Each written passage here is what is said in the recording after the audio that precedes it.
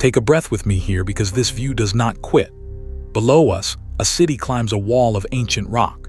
Beyond it, water stretches all the way to the edge of the sky, so wide it makes its own weather, its own moods, its own storms. This is Duluth, Minnesota, perched at the very tip of the greatest freshwater lake on Earth. And every trail up here is stitched into a story about explorers and iron, shipwrecks and stone towers, and one folk singer whose first cry rang out just down the hill. So lace up. We are hiking through the whole history of this place, and it starts with the water.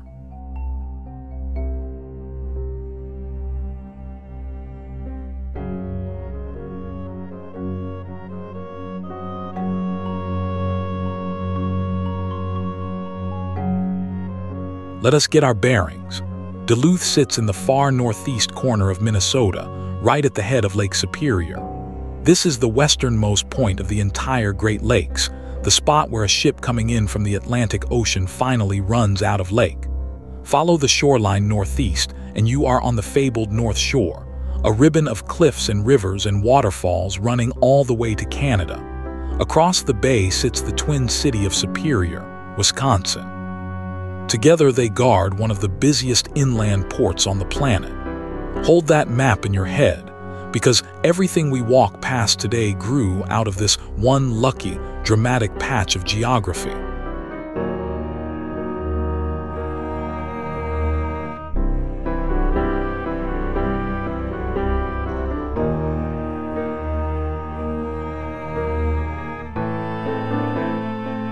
First, the star of the show.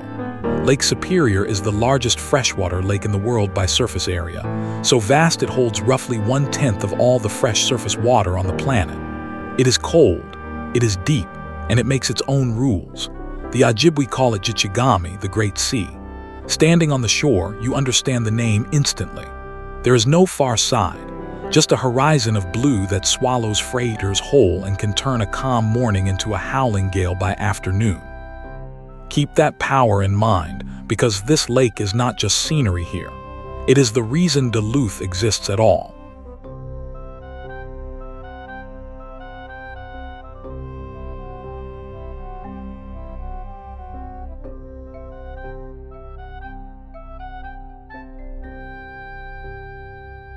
Long before any city, this was, and still is, the homeland of the Anishinaabe, the Ojibwe people, whose traditional territory wraps the western Great Lakes. This region also sits along the historic edge of Dakota lands. For generations, these were the shores that fed and sheltered whole nations, laced with canoe routes and gathering places, the Great Sea at the center of it all. When we say the name Gichigami, we are borrowing a word that has described this water far longer than the word Duluth has existed. It is worth a quiet moment on the trail just to honor that. Before we meet the traveler the city was named for.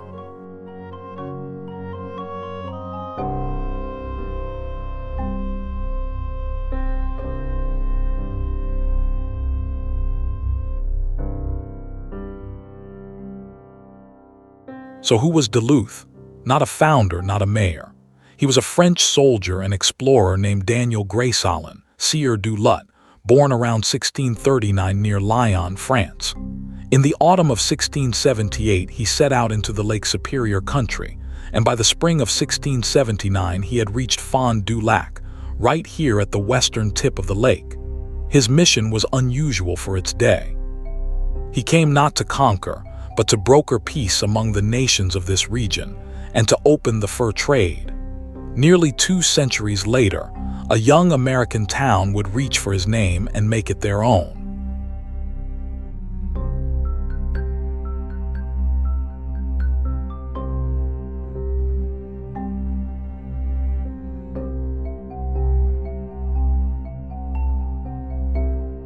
That effort in 1679 actually worked, at least for a while, and it helped make this far corner of the lake a hub of the beaver fur trade. For the next century and a half, this was voyageur country, a world of canoes, trading posts and portages, with Fond du Lac as a key stop. So when settlers finally platted a town on this site, they wanted a name with a little grandeur, and they landed on the traveler himself. They took Sieur du Lut, smoothed it out and spelled it the way we say it today. Duluth, a French name planted on an Ojibwe shore, spoken in an American accent.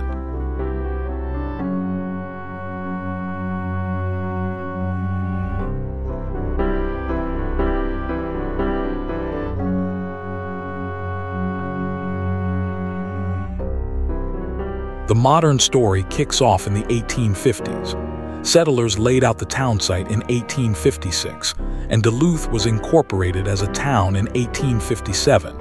And then, almost immediately, disaster. A national financial panic in that very same year gutted the young settlement. People packed up and left, and by some accounts the population collapsed to just a handful of stubborn souls clinging to the frozen shore. It would have been easy to write Duluth off right there, a failed dream on a beautiful, brutal lake. But this town had one enormous advantage nobody could take away. It sat at the end of the water, the natural doorway to a continent's worth of riches.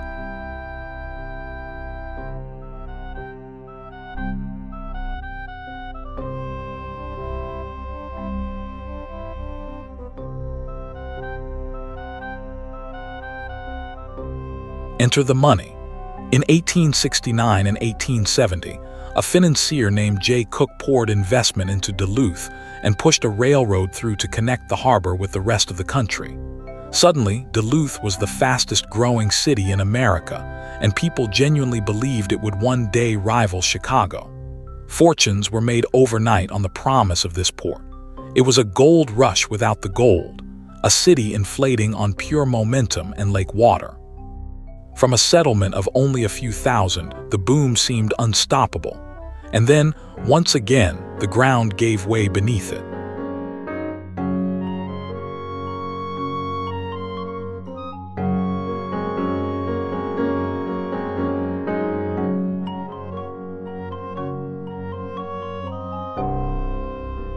In 1873, the stock market crashed, J. Cook's banking empire collapsed, and it dragged young Duluth down with it. The great railroad city deflated almost overnight. This is the rhythm of early Duluth you have to feel to understand the place. Boom, then bust. Soaring hope, then hard winter. Twice now the town had swelled with dreamers and then emptied out. A lesser location would have simply died and been forgotten. But this shoreline kept its trump card in reserve, waiting in the hills to the northwest. Because just as the money ran out, prospectors were about to pull something out of the ground that would change everything. Iron.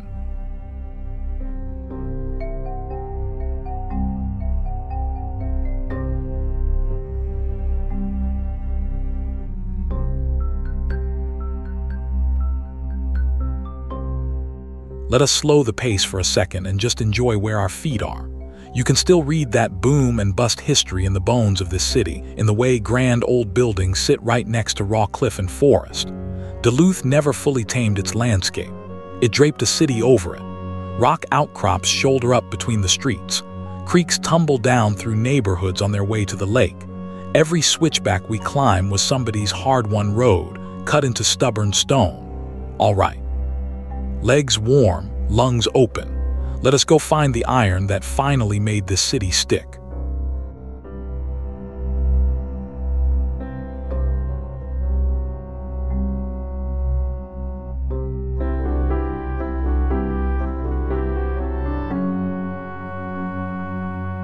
Northwest of town rise the Iron Ranges, and the biggest of them all is the Mesabi.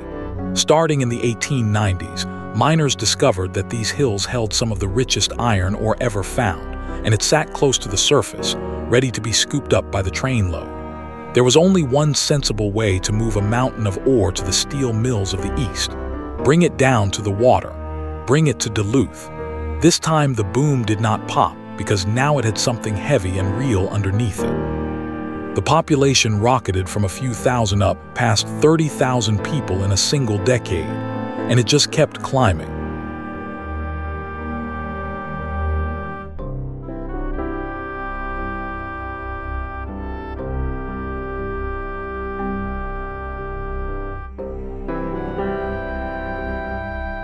To load that iron, Duluth and its neighbors built the ore docks, and they are astonishing pieces of engineering. Picture enormous piers, first wood, then steel, marching out into the harbor, tall as buildings, with railroad tracks running right across the top. Loaded ore cars rolled out onto the dock, dropped their cargo through chutes, and rained thousands of tons of iron straight down into the holds of waiting freighters. The first big ore dock here went up in 1893, and as the ships grew bigger, the docks grew taller and grander to match. Stand near one even today and it looms like a cathedral built for cargo. This is the machine that fed America's steel.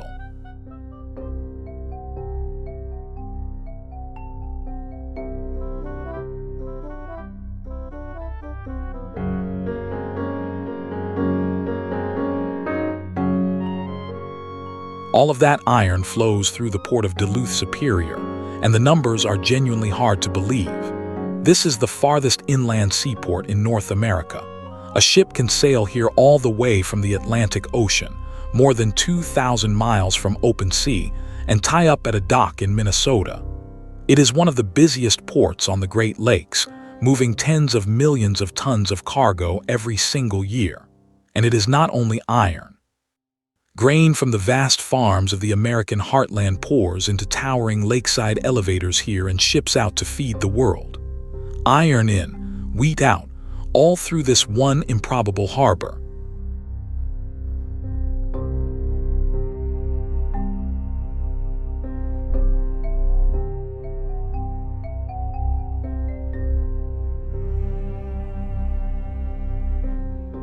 All that iron and grain made staggering fortunes, and Duluth spent them on grandeur. Ornate stone mansions, banks with marble lobbies, mills and mansions side by side. Now, here is a claim you will hear from nearly every tour guide in town.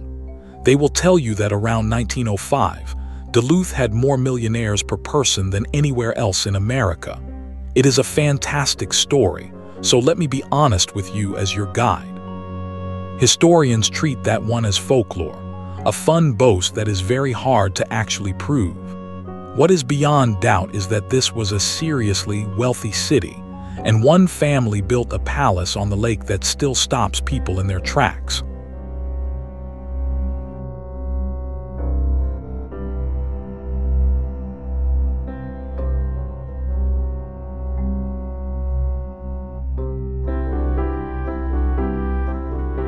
That family was the Congdons, and their home is called Glensheen. Chester Congdon came to Duluth in 1892, made a fortune as a lawyer and investor tied to the Mesabi iron, and then built a 39-room mansion on the shore of Lake Superior. Construction ran from 1905 to 1908 on 12 acres of waterfront, with formal gardens rolling down to the water. It cost more than $800,000 at the time, a jaw-dropping sum.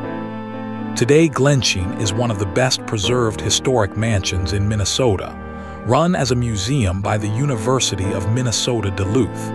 It is beautiful, it is opulent, and it also carries one of the most infamous true crime stories in the whole state.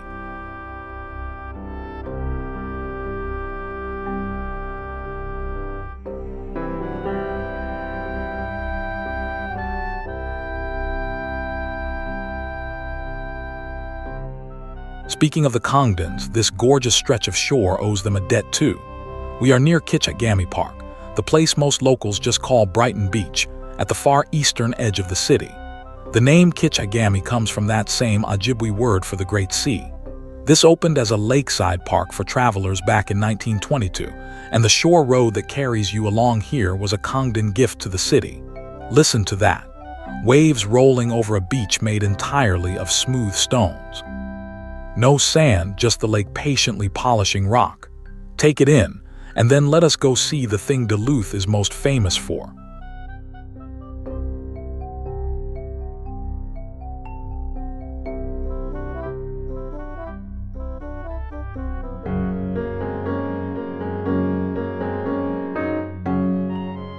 Here is the icon. When Duluth dug a shipping canal straight through the sandbar that shelters its harbor, it created a problem. How do you let giant ships pass while still getting people across the gap? Their answer, completed in 1905, was one of the strangest bridges in America. It was a transporter bridge, the first of its kind in the United States. Instead of a road, a high steel span carried a hanging gondola car that slid back and forth across the canal, ferrying people, wagons, even streetcars dangling above the water. A crossing took about a minute.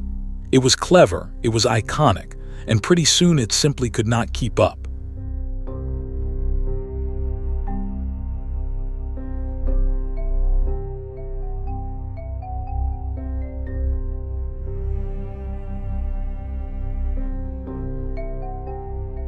As cars took over and the crowds grew, that swinging gondola became a bottleneck. So between 1929 and 1930, engineers performed a remarkable transformation. They kept the towering steel frame, but rebuilt the crossing so the entire roadway lifts straight up into the air, like an enormous elevator. That is the aerial lift bridge you know today.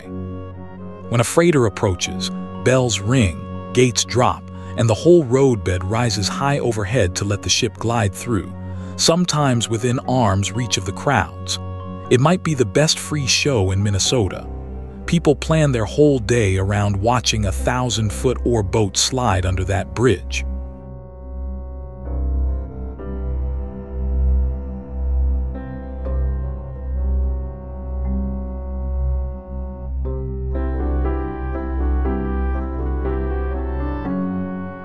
And the neighborhood around it, Canal Park, has a comeback story of its own. Believe it or not, back in the 1960s, this was a gritty industrial dumping ground, with junked cars literally stacked along the shore of Lake Superior. Then, starting in the 1980s, the city reinvented it. Old brick warehouses became restaurants, shops, and hotels. And in 1991, the Duluth Lake Walk opened, a pedestrian path that now runs for miles along the water. What was once a scrapyard is now the beating heart of Duluth tourism. It is a perfect little lesson in this city's whole personality. It knows how to fall down, and it knows how to get back up.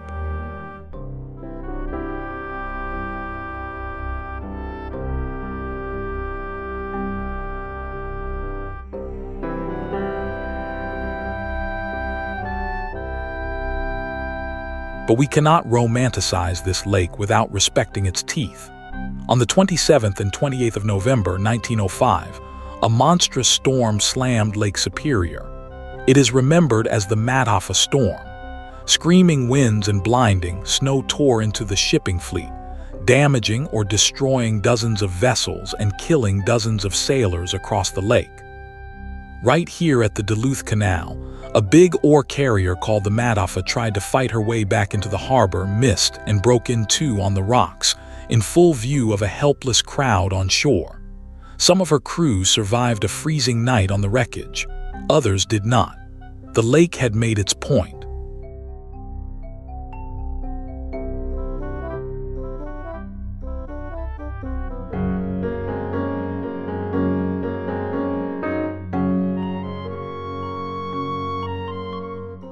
That catastrophe demanded an answer, and the answer still stands up the North Shore. After the storms of 1905, the government built Split Rock Lighthouse, completed in 1910, perched on a sheer cliff roughly 130 feet above the water. Its beam warned freighters away from this treacherous, iron-rich coast, where the very ore in the hills could tug a ship's compass off course.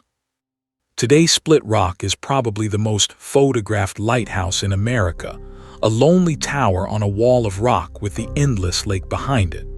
It is a monument to disaster and to the stubborn human habit of building something beautiful in answer to loss.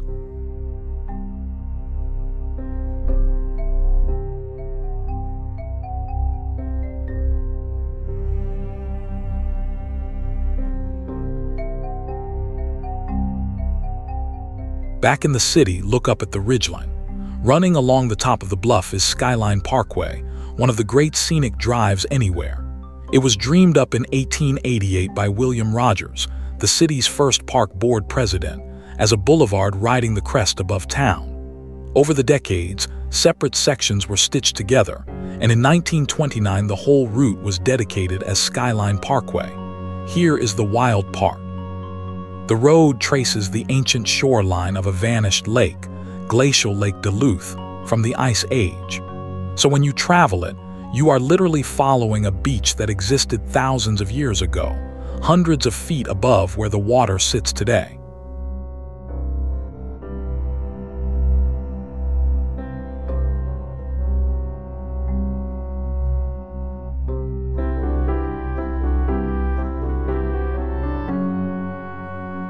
And crowning that skyline is one of my favorite spots in the whole city, Enger Tower. This 5-story octagonal tower is built of native bluestone, and it went up in 1939. It honors Bert Enger, a Norwegian immigrant who arrived with almost nothing, made good selling furniture and trading real estate, and then gave a fortune back to Duluth. At the dedication, the Crown Prince and Princess of Norway themselves showed up. Beside the tower sits a Japanese peace bell, tied to Duluth's sister city in Japan, echoing a temple bell once carried home by sailors of a ship named the Duluth. Climb the tower's steps, and the reward is a view over the entire harbor.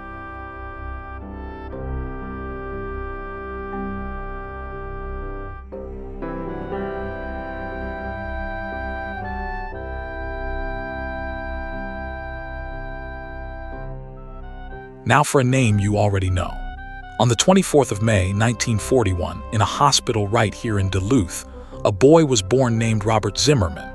His family moved up to the Iron Range town of Hibbing when he was small, and years later, under a new name, that boy became Bob Dylan, one of the most important songwriters in the history of American music, and eventually a Nobel laureate in literature. Duluth does not let you forget it. His birthplace, the lake he was born beside, the ore country that shaped his early world, it is all woven into the same landscape we are hiking. This tough port city gave the world a poet.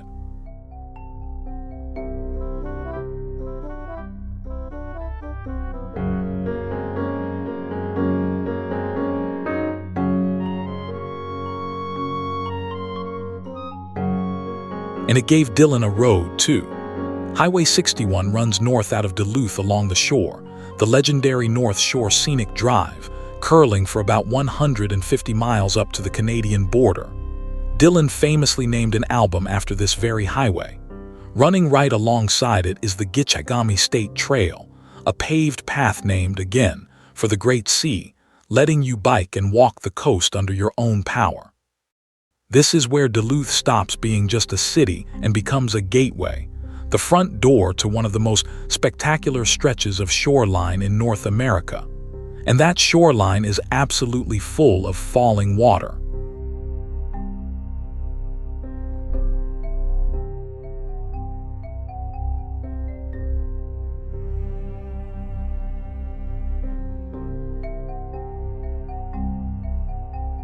Because here is the North Shore's not-so-secret gift.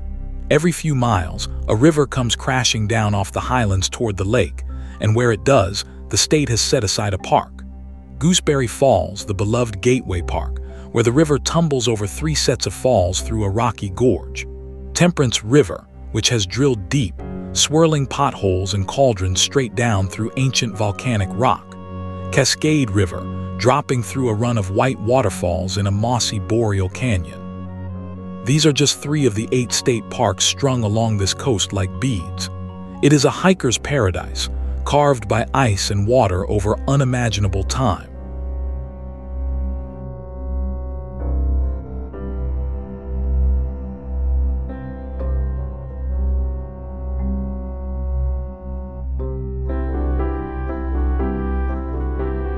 So let us bring it home along the lake walk. Think about what we have walked through today. A great sea named by the Ojibwe, a French traveler whose name stuck, a city that boomed and busted and boomed again on railroads, on iron, on grain, mansions and ore docks, a bridge that lifts to the sky, a lighthouse born from tragedy, a stone tower with a bell of peace, and a hometown boy who changed music forever. Duluth is a place that took a hard, cold, beautiful location and simply refused to quit. If you are enjoying this journey, do me a favor. Hit that subscribe button and come explore the world with us.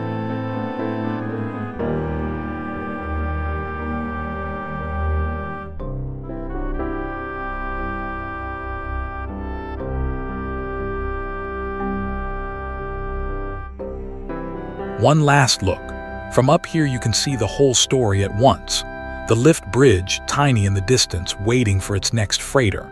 The ore docks reaching out into the harbor. The endless blue of Gichigami, the great sea that made all of this possible, still writing its own weather out toward the horizon. Duluth, the little port at the end of the largest lake in the world. Thank you so much for hiking it with me. If this one moved you, give it a like, leave a comment about where we should explore next, and subscribe so you never miss a trail. Until then, keep your boots muddy and your eyes on the horizon. See you out there.